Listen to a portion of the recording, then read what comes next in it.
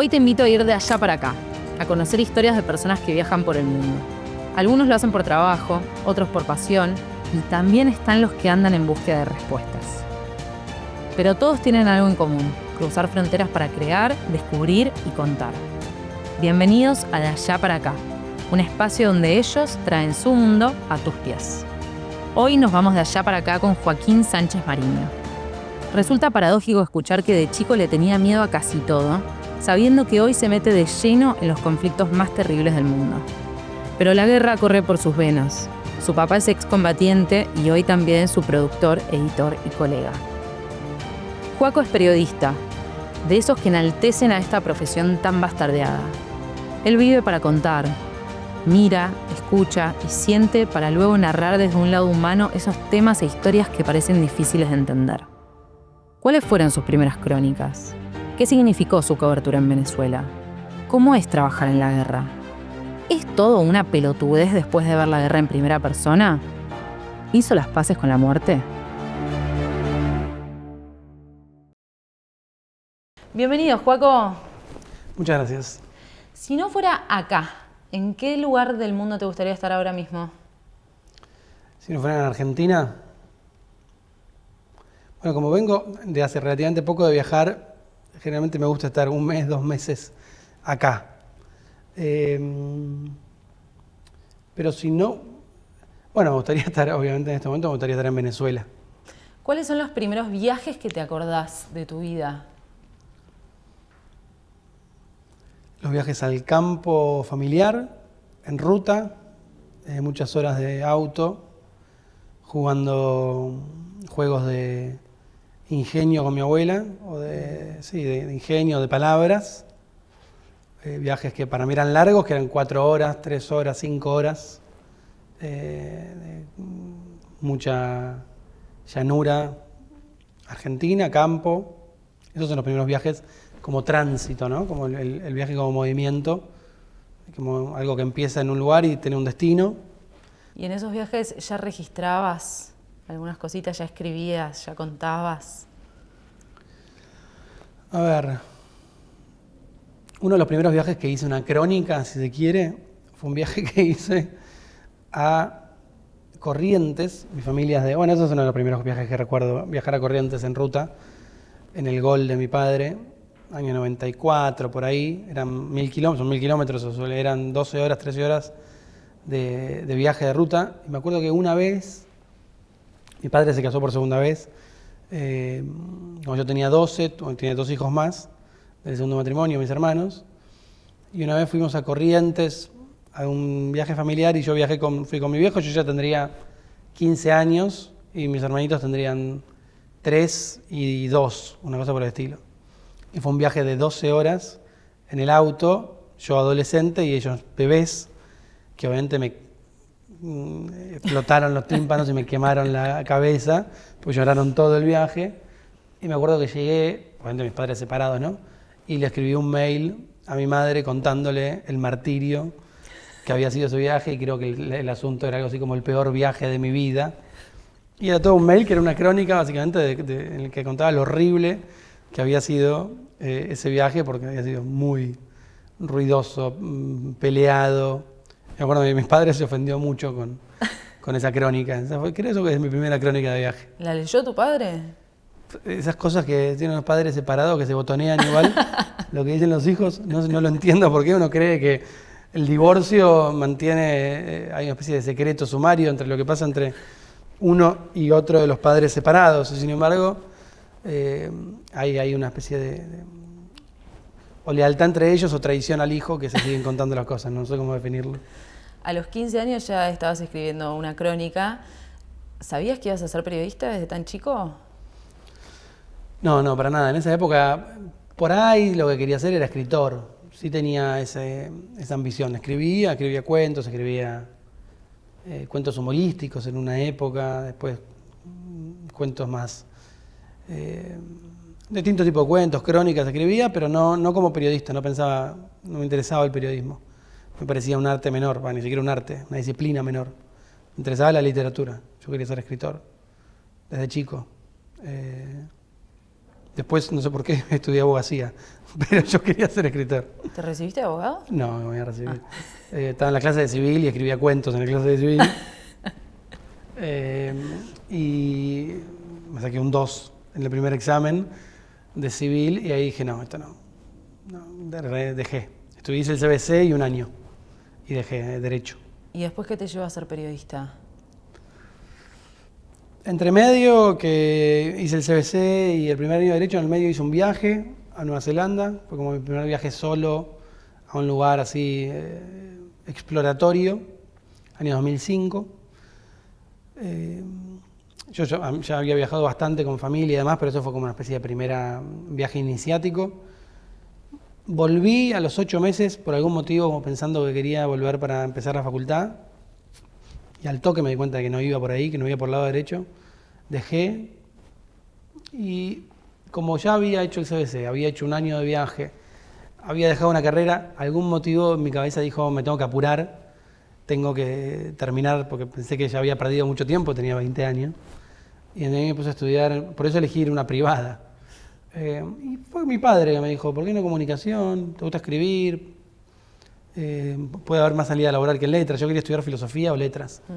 Y mi viejo me dijo, comunicación puede ser, no tiene nada de filosofía ni nada de letras, el estudio de la comunicación, pero bueno, me sedujo. Mi hermano trabajaba de periodista en Revista Gente, me gustaba lo que hacía, me parecía divertido, y era cierto que era una manera de escribir. Y eso fue más bien una especie de solución pragmática. No hay un vínculo romántico en mi entrada al periodismo. Fue más bien, casi te diría que un ejercicio de resignación. Volvamos al viaje de Nueva Zelanda, que me interesa. Y de hecho en una nota escuché o leí que vos eras bastante cagón y fuiste a Nueva Zelanda a vencer a ciertos miedos. Yo era muy miedoso, es cierto. De muy chico siempre me daba mucho miedo las cosas, no sé por qué. Me daba miedo ir a bailar, me daba miedo, todo me daba miedo. Lo hacía, pero me daba mucho miedo. Y de hecho yo leía mucho, salía poco en la época del secundario, me quedaba mucho en mi casa leyendo, en parte porque me encantaba leer, pero en parte porque me aterraba salir. Después igual lo hacía y qué sé yo, pero siempre con un sentido de la alerta permanente. Y me pareció que irme a un lugar al otro lado del mundo, me acuerdo que, esto me da mucha vergüenza, pero bueno, una vuelta, mi viejo vivía en Bélgica, yo tendría 13 o 14, y fui un verano, y cuando terminaba el verano yo tenía que volver a Buenos Aires. O tenía que encontrarme con mis hermanos y mi madre que estaban en algún otro lugar de Europa, que iban a hacer un viaje, y yo estaba con mi viejo, y me iba a ir, yo tenía 13 años creo, me tenía que ir, mi viejo me llevaba al aeropuerto de Bélgica, yo me tomaba un avión solo a París, hacía una escala y tomaba otro, y me encontraba con mi familia en otro lado. Yo estaba muy nervioso por ese viaje, me daba mucho miedo, y a la noche anterior, medio llorando, le digo a mi viejo, che, no me animo a hacer el viaje solo. No sé por qué me da muchísimo miedo, le digo, no me animo. Y mi viejo dijo, bueno, me consintió, agarró el auto y me llevó él en auto, sin hacer ninguno de los 2 viajes en avión, al destino final, que habrá sido un viaje de 8 horas, y le habré cagado un día de trabajo, no sé, no me acuerdo de la circunstancia real, pero bueno, me entendió y le resolvió, pero me daba pánico. Y dado eso, un poco esa circunstancia que me incomodaba y que me avergonzaba, me avergüenza hoy, te diría, en algún momento a los 18, 19, dije, bueno, me dio miedo esa escala, vamos a hacer algo que me dé miedo y hacerlo igual. Y decidí ir a Nueva Zelanda, que me parecía que era una aventura, que era súper exploratorio. Después resultó ser un parque de diversiones Nueva Zelanda, porque es todo tan cuidado y amoroso y que nada, no había ningún miedo que vencer en Nueva Zelanda, pero sí eso de cruzar el mundo y ir a un lugar. Elegí Nueva Zelanda porque era el lugar más lejano que encontraba, el avión más lejano que había en vuelo directo. Y estuvo bien, funcionó. ¿Estaba de moda como ahora? No, de hecho, yo digo con orgullo, ya cada vez un poco por la edad deja de ser un orgullo, pero que fue la segunda generación de visas. La visa se inauguró, la visa Work and Holiday, que es esa visa que te permite viajar y trabajar. La primera generación la inauguró Nueva Zelanda en el 2004, lanzó la primera camada de visas, que habrán sido 20, y yo hice la segunda camada de visas, o sea que habré sido los primeros 100 argentinos en ir a hacer eso. Ya cuando fui yo éramos 10, 20 argentinos en Nueva Zelanda, 30. Cuando me fui ya habían llegado varios, había llegado una segunda oleada y seríamos 50, 60, 100 acaso, pero éramos muy pocos. Estábamos inaugurando eso de juntar, yo juntaba cerezas, algunos dicen juntar kiwis, en realidad yo junté cerezas y junté duraznos, pero la gente dice ir a juntar kiwis, dice, ¿no? ¿Qué es lo que Sí, kiwis. Bueno, no sé, no junté kiwis, junté cerezas y duraznos. Y trabajé de mozo en un restaurante brasilero. Pero no era, y después a partir de ahí empezó la moda, supongo. ¿Qué te dejó ese viaje a Nueva Zelanda? Ese viaje para mí fue el comienzo de la independencia. Creo que la palabra independencia, la verdadera independencia, la descubrí en Nueva Zelanda. Y ahí descubrí lo que era salir a buscar trabajo, un poco vivir la vida de inmigrante, aprender el idioma. Hablaba muy mal inglés, casi no hablaba inglés, ahorita hablo mal inglés, pero hablo. Ahí no hablaba. Y fue de eso, era un inmigrante 100%, tenía que buscar trabajo, trabajaba en lo que trabajábamos los inmigrantes, que era en el servicio. Era conocer, hacerme amigo, hacer comunidad con un grupo de inmigrantes que no todos iban como yo en busca de una aventura, algunos iban en busca de una vida mejor, porque acá estaba complicado. Esto es 2005, o sea, post 2001, ¿no? El golpe del 2001 duro. Si bien en el 2004 ya empieza a reactivarse un poco la cuestión en Argentina, todavía había gente que estaba yendo a buscar una oportunidad. Entonces, pero bueno, esa comunidad, ese mundito de inmigrantes, ser parte de ese mundito a mí me despertó en muchos aspectos y me gustó, ¿no? La posibilidad de reinventarte, de poder ser uno nuevo, no solo vencer mis miedos, sino que nadie sepa quién era yo y poder inventarte para vos un alias, un avatar, alguien, una persona de la que sentirte más orgulloso, ¿no? Que te guste más de vos mismo. Y eso te lo daba en la posibilidad de que nadie te conociera y de que vos elegías tu destino. Entonces creo que me dio eso, la independencia económica y en todo aspecto, ¿no? De personalidad. Qué lindo. Volviste, te pusiste a estudiar periodismo. ¿Cuándo llega el primer viaje como periodista? Ahí empecé, al toque, empecé a estudiar, empecé a trabajar en la revista Gente, que cubría espectáculos, pero cada tanto cubría alguna cuestión más social. Y ahí empezaron a venir los primeros viajes, las primeras coberturas a las que me mandaba la revista, ¿no? Me acuerdo de alguna viaje por la provincia de Buenos Aires a cubrir alguna que otra cosa, algún evento, algún accidente, alguna historia de vida más feliz o más triste, algún viaje a la Patagonia a perseguir a algún famoso. Me acuerdo en un momento vino Kristen Stewart, la de Crepúsculo, sí. Y me enteré que iba a filmar, que estaba filmando en la Patagonia por un amigo que hace cine. Pasé el dato y me dijeron andá, y me acuerdo que fui 10 días a Villa Langostura, pleno invierno, Kristen Stewart. A perseguir a Kristen Stewart, que era una recontra mega estrella, y que yo tenía el dato por un amigo que estaba trabajando en su filmación, y fueron 10 días de perseguirla bajo la nieve, en el auto con cadenas. Fue muy apasionante. Trabajar con un paparazzi, que también era muy divertido. Y esos fueron viajes como aventuras, que si querés el propósito a mí no me interesaba tanto, sí era muy divertido, ¿no? Tener la misión de encontrar, ellos escapaban, esa dinámica de... Y encima se filmaba en la frontera entre Argentina y Chile, entonces nos perseguía la prefectura, nos escondía. En un momento hicimos cualquier cosa, cruzamos la frontera con mi amigo fotógrafo, con Julio, de manera ilegal, caminando por el bosque, porque ellos tenían puesto un campamento entre la frontera argentina y la chilena, habían instalado un campamento.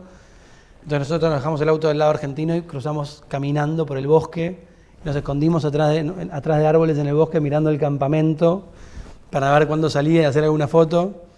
Y en un momento alguien nos descubre y nos mandan a los perros, o sea, no. La prefectura mandó perros porque parecía que había alguien cruzando ilegalmente la frontera. Tuvimos que volver corriendo para Argentina. Esas aventuras eran muy apasionantes y te digo, el propósito me parece estupidez conseguir una foto de Kristen Stewart y me parece incluso lo reprocho. Pero a mi yo joven y exploratorio lo marcaron. O sea, esos fueron los primeros viajes así de asignaciones periodísticas. Y a eso lo siguieron muchos de ese estilo, coberturas periodísticas en Punta del Este, ¿no? Irte a instalarte en Punta del Este a hacer la cobertura, la cuestión más frívola, creo la rama más frívola que tiene el periodismo, la hice mucho tiempo. Hice una cobertura en Carlos Paz, en Córdoba, que también era completamente... No te faltó nada. No me faltó nada. Eso fue completamente bizarro. Y después, en el 2012, me pedí una licencia en la revista y me fui de viaje con 2 amigos. Un viaje donde ya fue como más... Yo ya era periodista, pero quise hacer un viaje donde escribir cosas que me gustaran. Y armamos un blog de viajes con mis amigos, que en esa época no era tan normal hacer blogging con B corta. Y uno de mis amigos era programador y qué sé yo, y armamos una buena página que se llamó Expreso Oriente. Y hicimos un viaje de 9 meses desde Europa. Llegamos hasta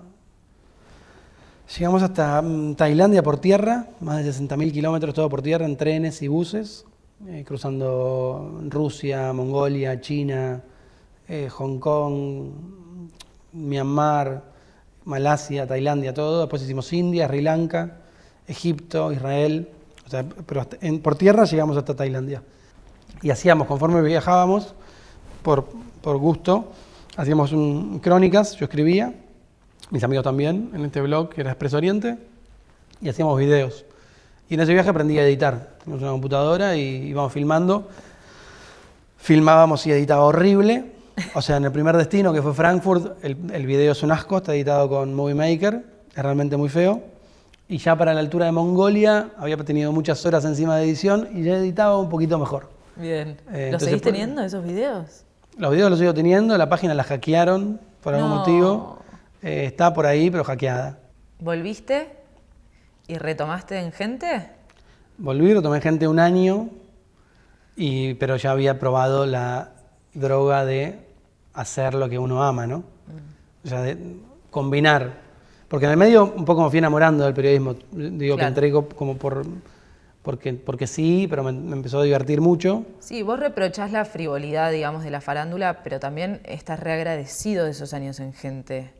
Contraagradecido. No reprocho la frivolidad de la farándula, la noto. Okay. Digamos, soy consciente de ella. No la reprocho, no, Oscar Wilde decía, quítenme todo menos lo superfluo. Y yo respeto mucho a Oscar Wilde. Entonces, hay algo ahí para mí muy interesante. Evidentemente, la farándula o lo superfluo o los chismes son parte de nuestra vida. Ahí una de las directoras de Gente, fue mi directora mucho tiempo, Gabriela Cosifi, después fue directora de Infobae también, siempre decía, no menosprecian la historia de vida, el estreno de una obra de teatro para una actriz que toda su vida soñó con hacer tal obra de teatro no es menos valioso, claro, que cualquier otra cosa que uno podría pensar que es más poderosa, ¿no? Hay historias de vida muy profundas en todo. Y lo superfluo también llena nuestra vida de sentido. Entonces no lo reprocho. Y sé valerme de ello para mirar la realidad. Claro, en la revista me divertía y cuando descubrí que además esas herramientas o eso que hacía lo podía poner al servicio de contar algo que en realidad sí me interpelaba, como fue en el viaje conocer el mundo, conocer culturas, conocer historias de vida tan completas. O sea, ese viaje fue un encuentro con lo desconocido absolutamente, ¿no? Y encontrarte con algo desconocido, con un mundo desconocido es apasionante, es muy apasionante. Es como empezar a nacer de vuelta, donde no sabes las palabras con las que nombrás. Eso es como a mí me vuela la cabeza, no saber nombrar las cosas. Eso es empezar de cero infinitas veces. Entonces cuando descubrí que podía poner mi oficio al servicio de algo que me apasionaba, dije, wow, esto sí, esto es otra cosa. Entonces trabajé un tiempo más en la revista y después dije, bueno, quiero empezar a hacer algo, contar historias que me gusten más a mí. Durante un tiempo empecé a trabajar mucho en periodismo cultural, creía que quería hacer periodismo cultural, creía que lo que me gustaba era escribir sobre libros y sobre literatura, y ahí trabajé en La Nación unos 2 años colaborando, escribiendo notas de cultura y qué sé yo, pero ahí también me di cuenta que me faltaba el factor aventura, ¿no? La corporalidad, el terreno. Y ahí finalmente me encontré con mi primer viaje periodístico más profesional, que fue la cobertura de Venezuela en el 2019, donde combiné un poco todo. ¿Cómo llegas a Venezuela?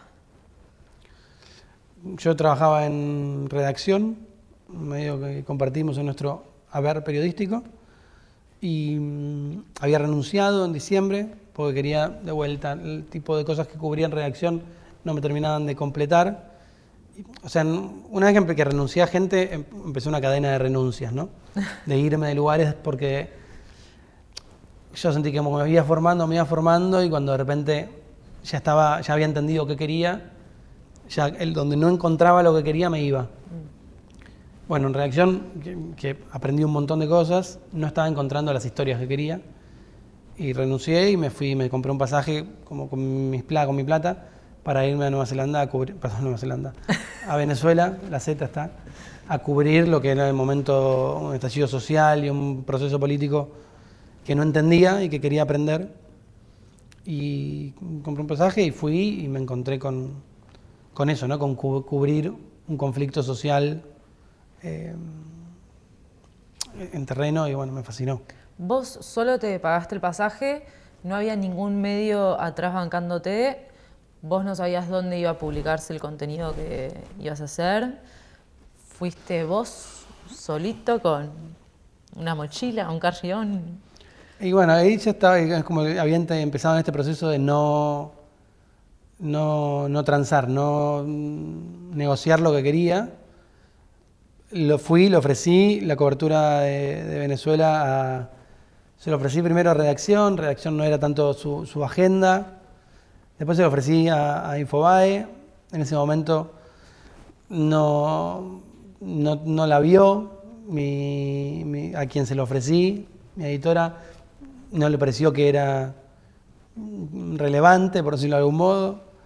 Entonces reboté en un par de medios y dije, bueno, lo hago para mí, lo hago para mis redes. Firmé un contrato para un libro sobre ese viaje antes, que me pagó 2 mangos, pero era medio pasaje. Estaba juntando plata por donde podía. Y dije, bueno, si ningún medio lo quiere, lo hago para mí. Y dicho y hecho, empecé a cubrirlo, a contarlo para mis propias redes, para Twitter, Instagram. Y empezó a pasar algo. Y empezó a crecer la situación en Venezuela y no había periodistas adentro, parecía que era el único periodista argentino adentro. Ahí algunos de los que yo había ofrecido me llamaron y me dijeron, che, mejor hacete algo para nosotros. Ahí acordé un par de cosas con algunos medios, como para recaudar algo de plata y no irme tan a pérdida. Y bueno, hice un acuerdo. ¿Vos llegás a Venezuela y qué?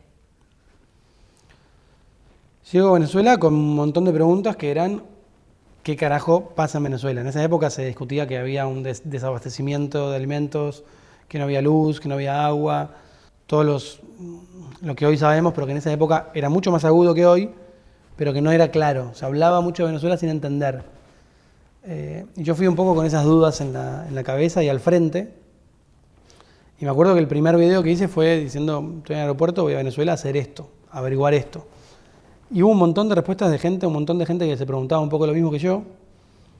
Y fui tratando de responder esas preguntas, ¿no? Lo que pasa es que en Venezuela realmente en 2019 había una imagen periodística en cada esquina. Era increíble, era distópico. Los supermercados estaban vacíos, no había azúcar, o sea, no conseguías azúcar. No había agua. Yo estaba en la casa. Estaba en una casa de clase media y no había agua en la pileta, se bañaban, tenían baldes. Y estamos hablando de un barrio acomodado. Era muy fácil hacer periodismo ahí porque donde levantabas la cámara había algo que contar. Claro. ¿Estabas en una casa que te alojaron unos venezolanos? Cuando decido que voy, empiezo a hablar con venezolanos acá. No tenía contactos de ningún venezolano, hablé con uno. Después hablé con otro, me puse en contacto con otro y conseguí que me recibiera una chica con su madre en una casa. O sea, como me quedé ahí, arreglé con ellas. Y me recibieron a cambio de una plata, pero era como una especie de acuerdo más privado, no era Airbnb. Y me fui quedando en casas de familia, sí. Y moviéndome de casa de familia en casa de familia según me movía de ciudad. Es el primer viaje de todos los que me nombrás que te topás con un conflicto político, social. ¿Cómo fue ese impacto para vos? Mira, en realidad el primer viaje que me topo con un conflicto, y te lo digo porque tiene relación con esto, fue en este que te hice con mis amigos. Llegamos en diciembre de 2012 a Egipto, donde estaba sucediendo parte del coletazo de la primavera árabe y una revolución fuerte en Egipto que derrocó a un gobierno y al gobierno de Mursi. Y llegamos a Egipto en días muy álgidos. O sea, la primavera árabe en Egipto fue picante, fue violenta. Y yo me acuerdo que llegué a Egipto en pleno inconsciente de lo que estaba sucediendo. Aterrizamos como quien va de vacaciones a Egipto y llegamos, como si te dijera, un día de diciembre de 2001 en Argentina. Estaba todo tomado, tanques en las plazas, campamentos en la Plaza Roja, la plaza principal. Y eso fue el primer encuentro con un estallido social. Y me acuerdo que mis amigos me dijeron, vamos a ver las pirámides. Y yo le dije, no, yo me voy a quedar a hablar en la plaza a cubrir esto. Y hice una pequeña coberturita, pero en medio de un contexto de un proyecto de viajes más de viajes. Pero me acuerdo que me fui de Egipto y me quedé con la vena de por qué no me quedé más tiempo acá a entender lo que pasaba, por qué no me instalé en Egipto y me quedé cubriendo ese conflicto un mes, por qué seguí mi viaje. Había algo, viste, como si fuese una especie de darle la espalda a mi instinto que me quedó como en la memoria. Y Venezuela fue bastante parecido en el sentido de que había un estallido social similar, pero claro, yo sí había ido a cubrirlo específicamente. Entonces fue una especie de revancha y fue el encuentro con ese destino que estaba buscando, digamos. ¿Qué crees que es lo que te impulsa a meterte en esos lugares, en esos conflictos? Hoy ya se volvió mi oficio, ¿no? Como que es algo que realmente es lo que me gusta hacer, lo que sé hacer, lo que me divierte hacer, lo que creo que tengo que hacer, pero al principio realmente era una curiosidad muy genuina. Iba con más de conocimiento que conocimiento. Realmente decía, no entiendo qué mierda está pasando en Venezuela, quiero entender. Entender era y es un poco lo que me motiva. Hoy también. Lo que pasa es que hoy tengo un poco más de experiencia y ya no voy tan a ciegas a los lugares, en el sentido de que ya después de tantos años seguidos viajando, el mapa de lo que pasa en el mundo ya se me va formando.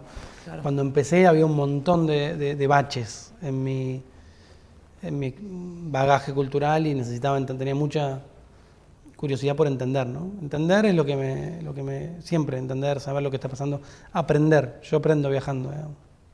Y más allá de la información que buscas, ¿qué onda la emoción? ¿Qué onda convivir con esa familia? ¿No te rompes en ningún momento? La parte de convivir con las familias es lo que más, no lo que me rompe, sino lo que me arma, porque es una experiencia muy luminosa y emocionante. Formar parte durante un rato de una familia en un contexto histórico determinado, ¿no? Porque te abran la puerta de una casa en medio de una crisis social, en medio de una revolución, que te digan vamos a la plaza a protestar, que te cuiden y que te preguntes vos como si fueras parte de la familia, porque vas juntos a una protesta, a un lugar que va a ser delicado. Ser parte de ese proceso histórico desde adentro, para mí es emocionante. Realmente me siento un privilegiado de poder hacerlo. Por eso me gusta generalmente hacerlo desde lugares, desde casas de familia, ¿no? Porque sos parte un poco de ese momento de la historia en ese lugar. Irte a mí sí me da bastante culpa, me da más culpa. Irme de los lugares me da culpa, me deja triste, porque siento que dejo el proceso a la mitad, ¿no? Muy pocas veces uno puede estar en todo el arco narrativo de un momento histórico. Estás en el momento en que empieza una guerra, puedes ir en distintos momentos, o en el momento que termina. Me han tocado pocas guerras que terminan, más que empiezan, pero o en algún momento determinado, un estallido social, pero muy pocas veces uno puede estar en todo el arco, ¿no? Algunos corresponsales tienen, ¿no?, la corresponsalía permanente, Sí. que pasan años en un lugar y pueden seguir todo un proceso histórico, que eso es algo que a mí lo tengo, es un pendiente de mi carrera, poder instalarme en un tiempo y seguir todo el proceso histórico de algún país determinado. Pero sí, en general me da más eso, me da más tristeza y culpa irme, y ese sentido de incompletud. Es más esa la emoción que siento, ¿no? Dejar atrás gente que después por ahí no sabes qué es de su vida, o si son soldados, los entrevistás y vos te vas y ellos van al frente. Hay algo delicado en ese proceso emocional. Cuando estás allá, pongamos el ejemplo de Venezuela, te pones como una coraza que cuando volvés cae y ahí largás. Creo que cuando uno llega a un lugar, uno tiene que abrirse la coraza más que ponérsela. Porque si llegás con una coraza, no entra en lo que tiene que entrar. Por ahí la coraza involuntariamente te la pones más cuando te vas que cuando entras. A mi manera de verlo, ¿no? Porque tiene que haber cierta porosidad para poder contar con compromiso un momento histórico en la vida de alguien. Uno entra ahí, tiene que dejarse afectar, y después cuando volvés, bueno, sí, hay que poder liberarse de esa carga, porque si no es un one shot, ¿no? Como si es una cobertura y chau, te retirás. Si querés dedicarte a esto, tenés que lograr administrar esa información o esa emoción, lograr sacarla, drenarla. Pero en el lugar, a mí me parece que es todo lo contrario, más que chaleco es un llamador de emociones.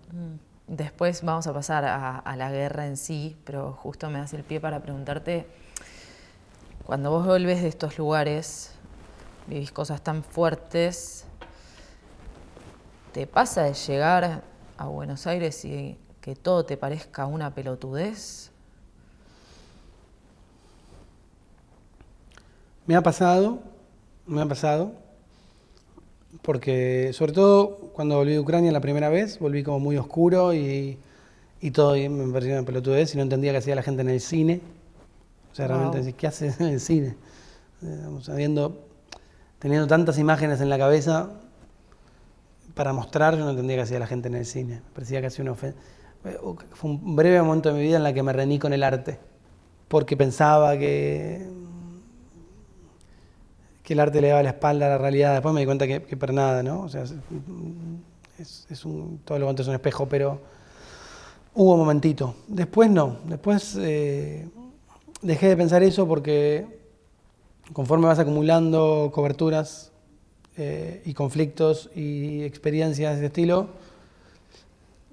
te vas dando cuenta de que todo un poco es una pelotudez y todo un poco es muy importante. Digamos, ¿no? Esto que te decía de lo superfluo tiene su valor y lo solemne también es una pelotudez. Como todo tiene su reverso. Hay un poema de Kipling que se llama If, que dice, sí, es como alguien que le habla a un hombre, ¿no? Si puedes tratar al éxito y a la derrota por igual, si puedes, y si puedes muchas cosas, serás un hombre, hijo mío, termina. Y uno de esos condicionales es, si podés, no me acuerdo textual, pero es darte cuenta de que todo tiene su importancia y que todo es ridículo a la vez, serás un hombre. Esa cosa de entender que todo tiene su costado absurdo, no solo lo superfluo, y a partir de ahí dejas de ver la vida separándola entre lo importante y lo que no. ¿Cuál fue la primera guerra que cubriste? Como cobertura profesional, Ucrania. Como cobertura de guerra tradicional. Estuve en lugares donde había guerra civil, donde hice coberturas laterales, en situaciones donde había una guerra alrededor, pero ir a cubrir la guerra fue Ucrania, al comienzo de la guerra. Infobae te llama y te dice te vas a Ucrania. ¿Vos llamás a Infobae? ¿Cómo es? Yo ahí trabajaba en Infobae, estaba en Corrientes haciendo unas historias. Putin lanza su discurso diciendo que iniciaba la operación militar especial. Me despierto y lo veo, 7 de la mañana, y apenas lo veo le mando un mensaje a mi jefa diciéndole hay que ir, quiero ir.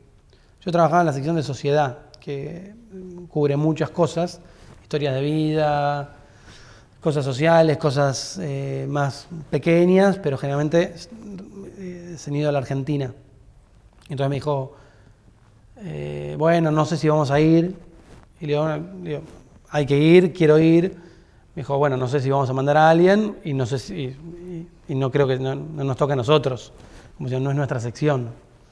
Esto recién empezaba, hacía una hora que había hablado Putin, no estaba claro que iba a tener este nivel de relevancia. Y yo le insistí, mirá, quiero ir, estoy preparado, vengo preparándome hace mucho para esto, quiero ir.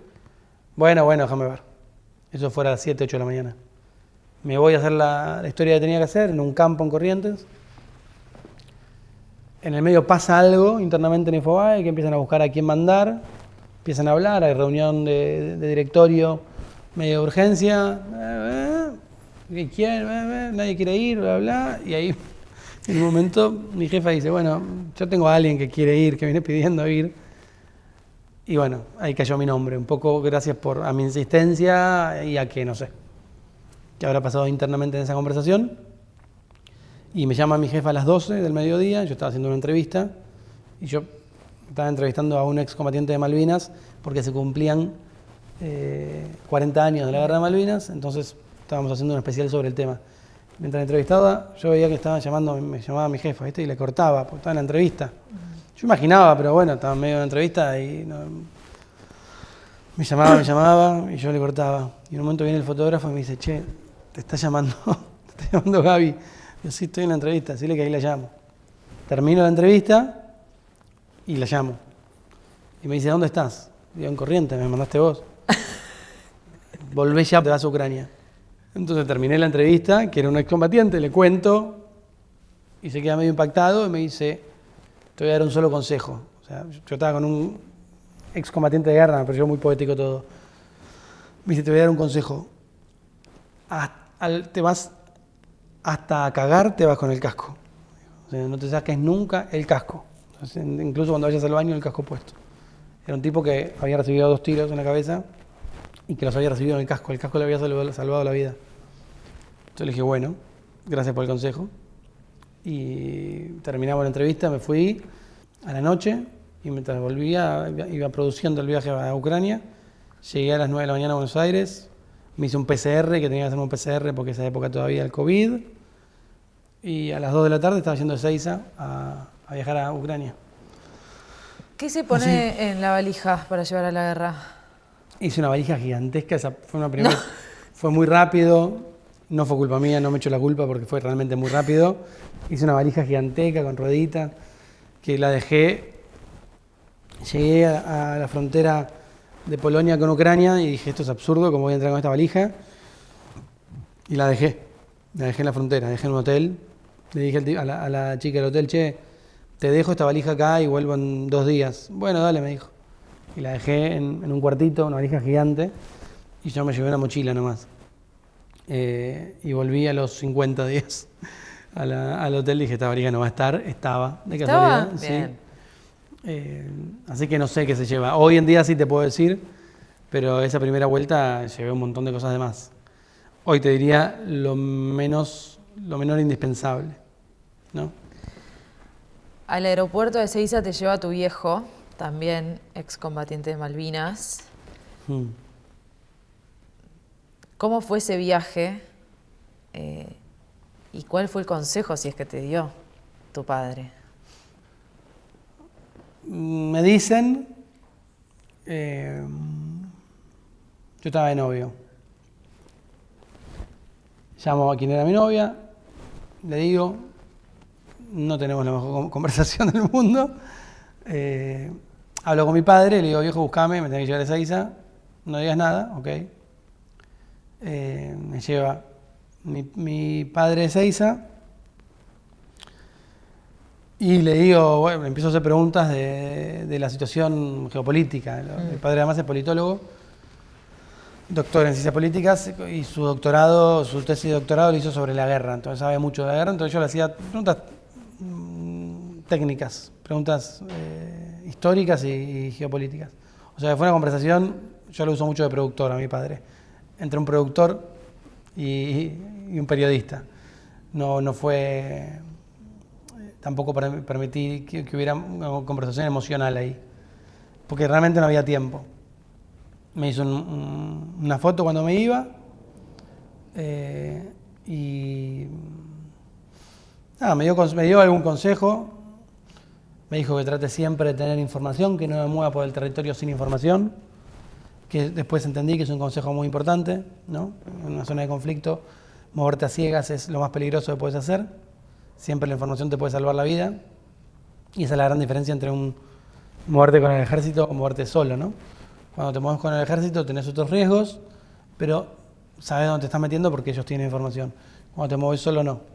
Entonces ese fue un consejo muy importante que me dio, movete siempre con información. Que obviamente al principio desoí, pero después aprendí. Me hice una foto mientras me iba y me fui. Me acuerdo que subió una foto a Instagram, esas fotos horrendas que hacen los padres, ¿viste? Mal encuadrada, pixelada, pero bueno, una foto de padre. Y puso un texto y yo todavía no le había avisado a mi vieja. Entonces ahí le mandé un mensaje: vieja, estoy en Ucrania, acabo de entrar, o estoy entrando a Ucrania, nada, no te preocupes, beso, chao. Ya sé que antes vos me dijiste que lo que te motiva es entender. Y en Ucrania supongo que querías entender la guerra. ¿Hay cierta cuota de rendirle homenaje a tu padre también? O sea, obviamente que hay un gran tributo a mi padre y es una figura muy importante. Y se podría decir que por ahí la elección de mi inclinación natural podría entenderse como un tributo a mi padre. Freud dice que somos nuestros padres, digamos, no voy a negar a Freud. Y yo manejeo mucho a mi viejo y lo admiro mucho. Pero no sé si la práctica habitual es una forma de tributo. Creo que es algo que heredé de él, creo que hay mucho de admiración a él en lo que elijo. Pero bueno, eso es el inicio, ¿no? El origen. Después cada cual hace su propio camino y tiene que tratar de romper con eso, de quebrar esa línea de tributo, porque si no, uno está repitiendo la historia de los otros y uno tiene que encontrar la propia. Así que creo que está bien, que fue un comienzo. Hubo una entrevista muy linda que se dio en tu último día en Ucrania, que también coincidía con los 40 años de Malvinas, que le haces a tu viejo estando allá. Ahí le agradeces a él y en parte le contás que entendés un poco lo que él vivió. Sí, es una entrevista muy linda que lamentablemente la tengo en muy mala calidad. La tengo en video muy mala calidad. Ay, sí, pero te juro que el contenido es espectacular. Bueno, no la volví a ver, pero no me acuerdo cómo la grabé porque está en tan mala calidad, pero esa es una entrevista que mi editora, que apareció muchas veces en esta entrevista, mi editora, es una figura importante para mí, era la directora de Gente, era mi editora en Gente, fue mi directora en Infobae. Ella, durante toda la cobertura, me decía en Ucrania, que fue la que yo llamé y le dije quiero ir, esa misma persona, durante toda la cobertura me decía: entrevistalo a tu padre, quiero que hagas una entrevista que sea por los 40 años de Malvinas, un hijo entrevista a su padre desde la guerra. Y yo le decía, bueno, yo la voy a hacer, yo la evitaba, no quería hacerla. Ella insistía. Dale, que se cumplen los 40 años, dale. Un hijo entrevista a su padre, un hijo que estuvo en la guerra, desde la guerra. Y yo entendía la mirada de la productora periodística de por qué eso le parecía interesante. Pero no quería, la evitaba. Además, tengamos en cuenta que en el contexto, en esa época, la guerra de Ucrania era la única noticia relevante del mundo. Todavía había empezado hace un mes, era muy relevante, esto en abril, recién empezaba, era ultra recontra relevante y se cumplían 40. Tenía todo el sentido periodístico, pero yo la evitaba. Me parecía que era hablar de mi historia en medio de un contexto. Yo estaba muy tomado por lo que pasaba en Ucrania y muy comprometido con lo que estaba pasando en Ucrania, muy emocionado. Quería correr el foco, entonces la evitaba. Insistió. Y en un momento le dije, bueno, está bien, la hago, pero porque era mi jefa. Y la hice. Fue linda, porque realmente me di cuenta que si bien yo a mi viejo lo admiraba mucho, porque bueno, por ser mi padre, por ser un héroe de Malvinas y demás, no había tenido real dimensión. Yo la cuestión, la gesta de Malvinas o la idea de ofrecer la vida a la patria, la entendía de manera conceptual, la entendía de manera teórica, pero en Argentina la historia de Malvinas es una historia, el tributo a los héroes de Malvinas está también tenida por la dictadura, entonces había algo ahí que yo no tenía del todo procesado, y en la guerra de Ucrania entendí lo que era dar la vida por la patria, ¿no? Entrevistando soldados que estaban dispuestos a morir, entrevistando gente que después murió en combate, entrevistando gente que había muerto, que había tenido un hermano muerto, un hijo muerto, un padre muerto, entrevistando soldados que pasaban todos los días en una trinchera. Ahí entendí realmente lo que era estar en una guerra y lo que era ser un soldado y lo que era realmente ofrecer tu vida por la patria. Y recién entonces, ¿no? Ahí pude tomar dimensión de lo que hicieron los héroes de Malvinas. Y ahí lo entendí, y entendí también lo que había hecho mi padre. Y se lo dije y es verdadero, digamos. Volvamos a Ucrania. ¿Cómo entrás? A mí me costó más salir que entrar, en el caso de Ucrania. Me costó más salir porque una vez que entras hay una pequeña adicción que se genera. Mezcla entre la adrenalina, la propia locura de la guerra, que te toma, que te hace querer ir cada vez más cerca. Y es muy difícil saber cuándo tenés que salir, ¿no? Cuándo es un momento para retirarte, para descansar, para irte, para dar paso a un relevo. Entrar en el caso de Ucrania fue fácil. Hay algunas guerras que son muy difíciles de entrar. Por ejemplo, no sé, Sudán fue muy difícil de entrar y llevó mucho tiempo. Para mí me llevó un año tratando de entrar a Sudán, y después entré por una de las tantas puertas que había probado. O sea, ninguna de las puertas que intenté abrir para entrar a Sudán funcionó. Y finalmente entré por otra. Entonces en la guerra de Sudán me costó muchísimo entrar. En el caso de Ucrania fue más difícil salir porque no sabía dónde encontrar el límite. A vos te lleva Infobae y te paga el hotel, la estadía, pero ¿dónde te quedaste?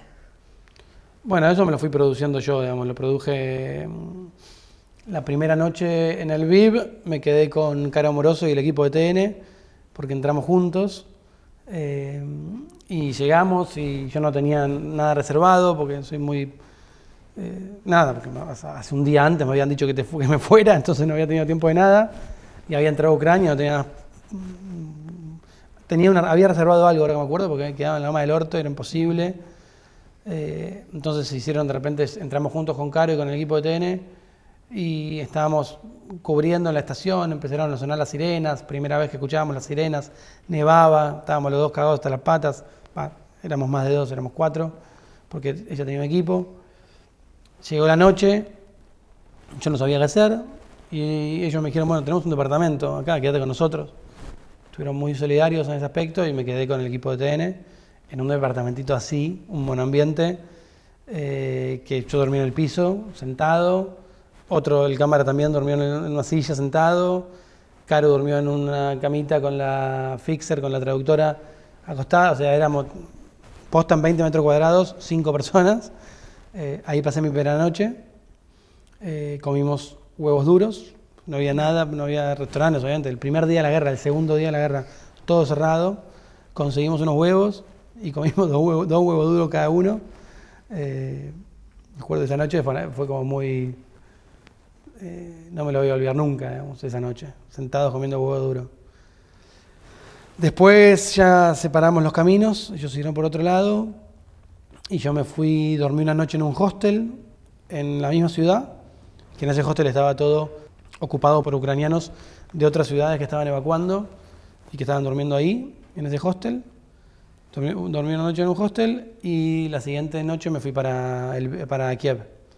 Y ya en Kiev empecé a dormir la primera noche en un hotel alejado que me recomendaron, o sea que conseguí. No estaba muy bien, estaba muy lejos y estaba muy aislado. Y ahí un amigo me dijo, tenés que irte al hotel donde están los corresponsales, que tenés que estar con ellos. Una de las primeras cosas que aprendí era un conflicto, era mi primera guerra clásica y aprendí que hay que estar en el hotel con los corresponsales por una cuestión de seguridad y por una cuestión de saber dónde suceden las cosas, ¿no? De compartir información. Y ahí me cambié al hotel donde estaban muchos de los corresponsales, más en el centro histórico de Kiev. ¿Dormías? Dormía, sí. Podías dormir. Estaba tan cansado por ahí, las primeras 2 noches o 3 dormía 2-3 horas, porque había muchísimas cosas por hacer, o sea, escribir, o sea, registrar, pero llegabas tan cansado, estabas tan cansado que dormía. La primera noche sonaban las sirenas y me iba al refugio, y ya llega un punto en que estás tan cansado que suenan las sirenas y seguís durmiendo. ¿Y tenías miedo? Sí, bastante. Para mí, hace mucho tiempo quería cubrir una guerra, hace mucho tiempo quería hacer eso, quería enfrentarme con ese monstruo, digamos, entonces tenía una avidez por hacerlo y un desafío personal muy grande, que realmente estaba muy preocupado por estar a la altura, ¿no? Solo estaba pensando en hacerlo bien. Entonces estaba solo, ¿viste? Mis otros colegas estaban con equipos, con compañeros, eran 2, 3. Yo estaba completamente solo y tenía ese desafío personal de hacerlo bien. Decía, yo quise hacer esto toda mi vida, hay que ver de qué estoy hecho, ¿no? A ver si puedo. Entonces yo estaba más preocupado por poder hacerlo bien que por el miedo. Tenía muchísimo miedo, pero realmente solo pensaba en hacerlo bien. Sentía que para mí era mi gran desafío, ¿no? El gran momento de mi carrera. Vos sos muy autogestivo, de hecho mencionás que colegas estaban con equipos, el ejemplo de Caro Moroso, pero en la guerra necesitabas una guía. ¿Quiénes eran las personas que te decían, andá al hotel con los corresponsales, en este lugar sí, en este lugar no? Yo soy de autogestionarme mucho, lo hago, o sea, soy muy solitario, me gusta ir un poco solo a todos lados. Eso no significa que no me valga de los otros, ¿no? Incluso la autogestión es siempre conseguir a alguien indicado que te dé información. Entonces, nunca decido por mí mismo, siempre pregunto y hablo con alguien que sepa. En este caso, lo mismo, empecé a hablar con muchísimos ucranianos que me iban guiando, iba consiguiendo gente que me aconsejaba, pero sin duda los grandes guías de mi primer tiempo en Ucrania fueron los corresponsales experimentados. De ellos fui aprendiendo un poco el oficio y qué me convenía, ¿no? A dónde ir, a dónde no ir, dónde dormir. Fuimos haciendo una pequeña comunidad. ¿Y a ellos quién les decía? ¿A dónde ir? ¿Dónde está la noticia? Se arma una... Eso es muy divertido de las coberturas, ¿no? Entras en un mundo aparte. De repente, en 3 días, estás en 10 grupos de WhatsApp nuevos y tu vida... dejas de participar de todos los grupos o conversaciones de WhatsApp en las que participas habitualmente y tu chat, al menos el mío, eran todos, de hecho en esos días mi WhatsApp eran Larisa Kiev, Vlad Lviv, así estaban agendados, Anton Kiev, Natalia Fuerza Aérea o Fuerzas Armadas Ucrania, Juan Carlos, corresponsal de El Salvador, tal Reuters. Tu WhatsApp pasa a ser solo, se ve tomado por solo contactos o sea, de repente hablas en mi vida había 60 contactos nuevos de un día en 3 días. Y esos 60 contactos eran mis contactos habituales. Y en esos contactos, en esos grupos de WhatsApp, se comparte la información, ¿no? Entre corresponsales la información se comparte porque es una cuestión de supervivencia.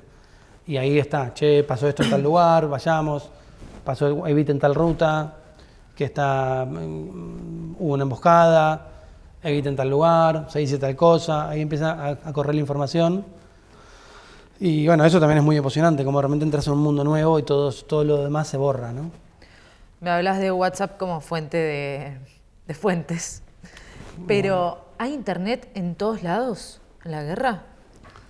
En Ucrania lo había. Entré el primer día, chip, ¿no? Un SIM. ¿Y ya está? Y una línea ucraniana. En Ucrania funcionó muy bien. En Sudán funcionó muy bien. En Sudán aterricé, compañía de El teléfono sudanesa, chip, funcionó muy bien. En Libia funcionó muy bien. También son los últimos lugares que estuve. Sí, en Armenia funcionó. Sí, siempre llego y compro una SIM local. Siempre, hasta ahora siempre. Nunca me pasó, salvo sí, estar en medio de una montaña, no tener, pero nunca me pasó que no estar en un terreno donde no hay internet en el país.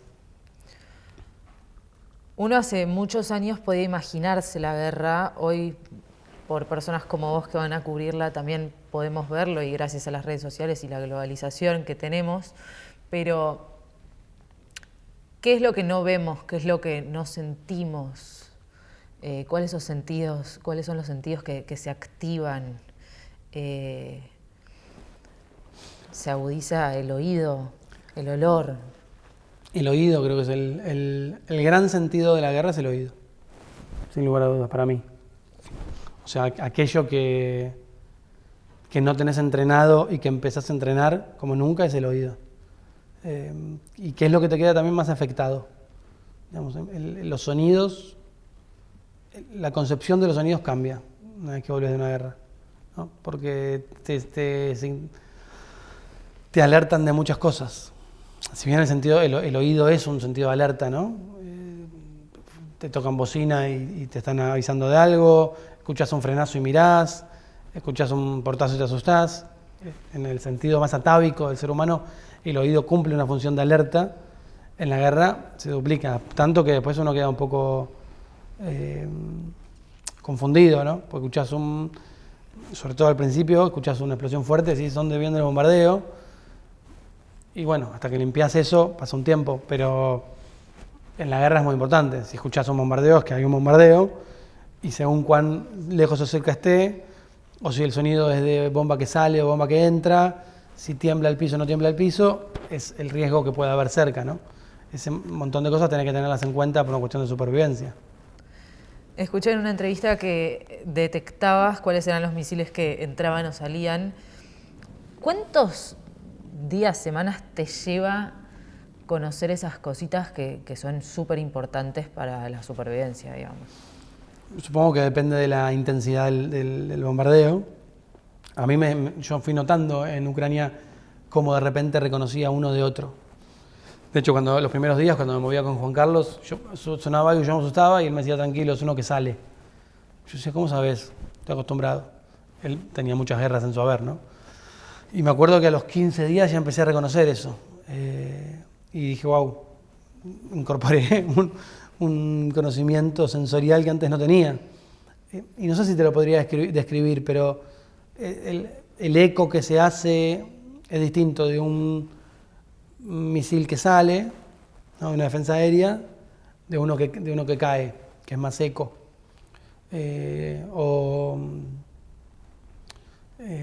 El sonido de un avión, si está pasando cerca o lejos, ¿no? O la distancia a la que suena un bombardeo o un tiroteo. Yo antes todos los tiroteos que escuchaba estaban todos cerquísimos, para mí estaban en la esquina a una cuadra. Después me di cuenta que por ahí yo me asustaba por un tiroteo que decía, eso está a 30 cuadras. De hecho al principio decía, está a 30 cuadras, está al lado, ¿no? Yo escuchaba un tiroteo a 30 cuadras y me asustaba muchísimo. Al final decía, está a 3 cuadras. Un tiroteo a 3 cuadras te dejaba de asustar, está lejos, está a 3 cuadras. Cuando al principio uno a 30 te parecía, corramos, ¿para dónde? Todas esas cosas se van naturalizando y son medio raras, pero las vas incorporando. Uno empieza a naturalizar ciertas cosas, pero ¿hay algo que no te haya dejado de sorprender en tus 50 días allá o en las otras guerras que estuviste? Todo eso lo naturalizás, pero te sigue, a mí por lo menos me sigue, siempre tuve la conciencia de que eso no es lo normal, ¿no? Me sigue sorprendiendo. Bueno, llega un punto en que caminar por una casa entre escombros porque fue bombardeada deja de sorprenderte, eso es cierto, ¿no? Hoy voy me acuerdo de los primeros días, era bombardear una casa, llegabas todo destruido, bombardeado, estaba 3 horas filmando y filmaba todos los detalles. Día 40 llegaba a una casa bombardeada y no filmaba hasta que no veía algo que me llamaba particularmente la atención. Todo lo demás era habitual, una casa bombardeada, ¿no? Ah, sí, mirá, un cuarto partido a la mitad. Eso es algo que es extraño. Después cuando te vas, volvés a recapitular y darte cuenta, a reconstruir qué es lo normal y qué no. Pero bueno, al principio sucede. ¿Cuáles fueron las situaciones más difíciles que viviste? Creo que lo más difícil en general, para mí como difícil, es cuando alguien te pide una ayuda que no puedes dar, ¿no? Cuando alguien te dice, ayúdame a salir del país, o llévate a mi hija, y decís, no puedo, ¿no? No puedo, no corresponde, no sabes qué responderle, cuando te preguntan cosas que no sabes qué decir, cuando tenés que... Cuando te piden una ayuda que no puedes dar. Esos son los momentos, para mí, son los momentos más difíciles. Ahora, en términos de dificultad o de peligro,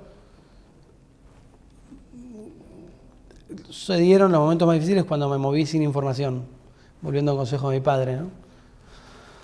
Cuando me moví por terrenos cerca de la línea de frente sin saber qué estaba sucediendo por ahí, por algún fixer que te decía, sí, yo te llevo, y por tratar de ganarse unos mangos te metía en lugares donde en realidad no había que estar, y él no tenía información, nosotros tampoco, y de repente aparecimos entre las líneas enemigas, en medio de un bombardeo que podría haber terminado mucho peor, y que zafamos. Esos momentos tuvieron mucho que ver con moverse sin información. Y eso es algo que aprendí, ¿no? De no ir a ciegas porque uno quiere conseguir algo. Esos son generalmente los momentos que sean más difíciles cuando te vas ahí, a la aventura y tomas malas decisiones. Segundos más, segundos menos, quizás terminaba en muerte. Muchas veces puede ser una cuestión de segundos. En una circunstancia en particular creo que fue, nuestro cálculo con Juan Carlos es que fueron 30 segundos. Pero, ¿viste? También hay mucho de que uno reconstruye lo que pasó, obviamente tomado por la adrenalina del momento.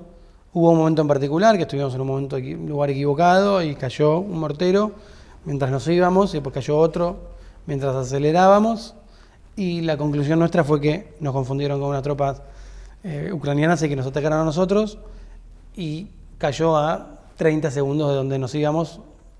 Entonces fue un momento, una cuestión de segundos, si querés. Pero bueno, esto es un azar, ¿no? Es un azar y es una combinación de decisiones que uno toma,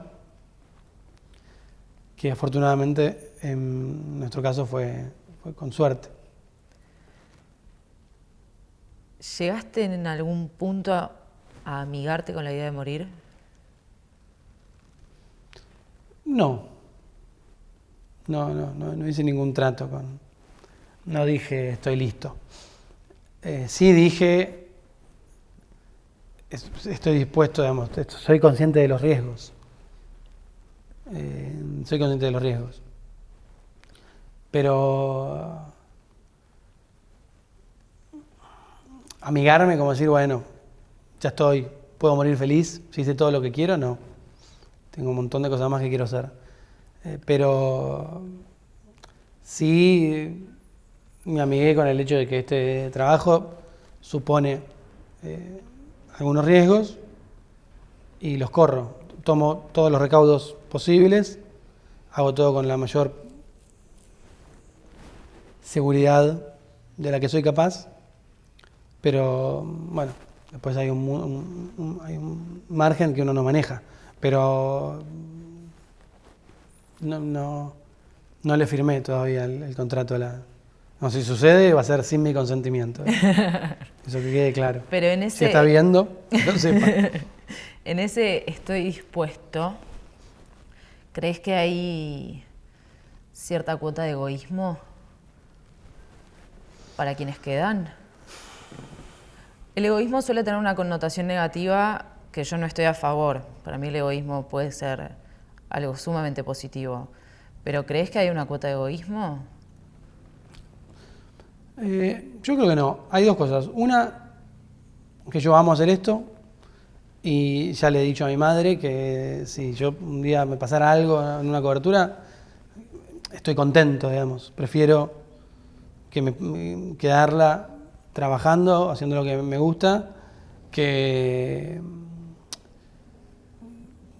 tener una vida larga llena de pendientes. Eso desde ya. Entonces, en ese aspecto sí, si querés, estoy amigado. Y está, no creo que lo haya aceptado mi madre, pero está dicho y sobredicho que si un día me pasara algo en una cobertura, debería estar contenta por mí, porque sucedió haciendo lo que amo y a conciencia. Ahora, no sé si es egoísta, básicamente porque no tengo hijos. Sí, obviamente que me pesa más lo que hago porque mis padres están vivos, digamos. Si mis padres no estuvieran vivos, haría esto con muchísima más liviandad. Pero una vez estábamos yendo a un hospital a cubrir un bombardeo que había habido en los primeros días ahí en Kiev, y estábamos yendo con Juan Carlos y cae una bomba muy cerca. Yo me asusto y le digo, y él estaba tranquilísimo. Y le digo, pero ¿no te mueve nada? Me dice, nada, los pepinos, le dicen pepinos a los misiles, si te cae un pepino se termina rápido, como si no te morís en 2 segundos, no te das cuenta. Y yo le digo, se termina rápido para vos, para los que quedan dura mucho más. Y su respuesta fue, si estás acá no te preocupan los que quedan. Eso podría entenderse como esa beta de egoísmo que vos decís. Yo no creo que sea así, yo creo que me preocupan los que quedan, creo que a él también le preocupan los que quedan, y es algo que se dice para estar más tranquilo. No sé si es egoísta. Sí, digamos, es hacer lo que uno ama. Si eso es egoísmo, bienvenido sea. Ahora, insisto, si yo fuera padre no sé si podría hacerlo. ¿Me prometés que vas a venir de nuevo así hablamos de viajes humanitarios? Así hablamos de muchísimos más viajes que tenés en tu haber, por favor. Lo que vos digas. En una entrevista que le hiciste a La Nata, él te dice que, hablando de política, nada que ver. Mirá, cambio de frente, bueno. Sí. Que lo publica para poder cambiarlo. Una frase así utilizó. Ok. Que él publicaba sus denuncias para que pueda cambiar la realidad. Exacto. ¿Vos con tu trabajo querés cambiar la realidad? ¿Es el objetivo? Yo lo hago para que se sepa, o para contarlo. No tengo la pretensión de que por contarlo lo voy a cambiar. Sí querría que cambie, ¿no?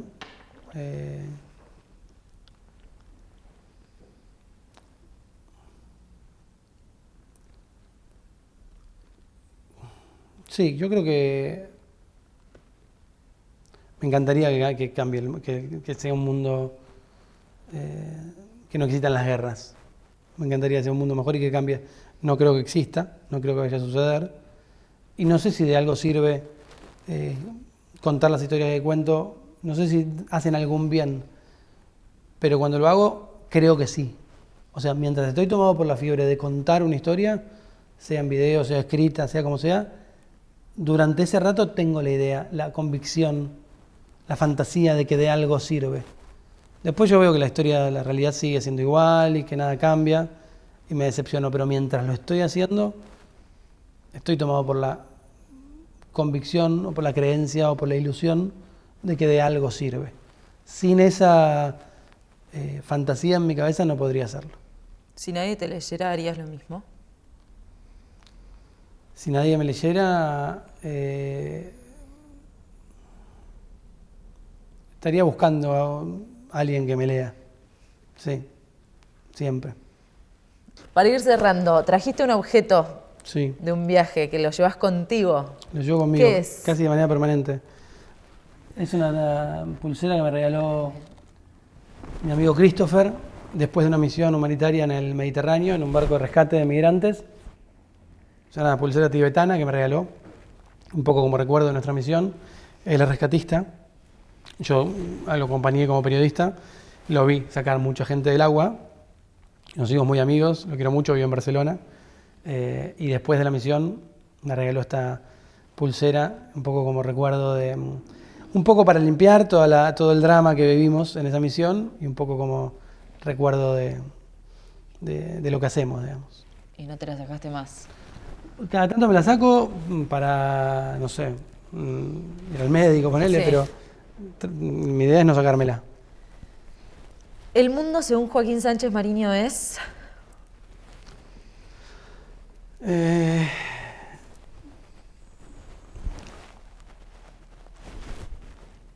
El lugar donde quiero estar, todo él. Por último, te voy a pedir que en los post-its que tenés enfrente escribas un mensaje para el mundo y lo pegues en cualquier lugar del mapa que quieras.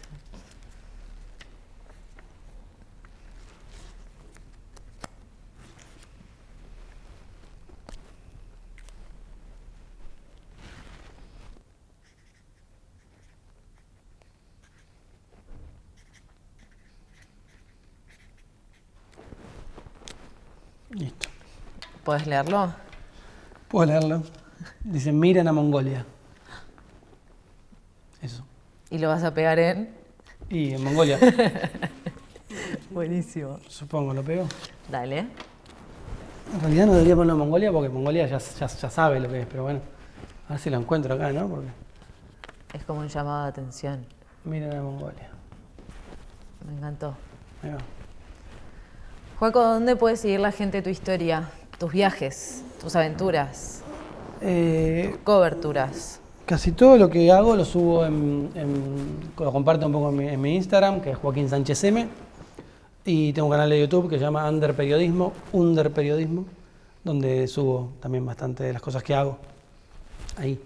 Ahí lo encuentran. Gracias. Va a haber capítulo 2. Lo mismo le digo Gracias, Joaco, fue un a vos. placer.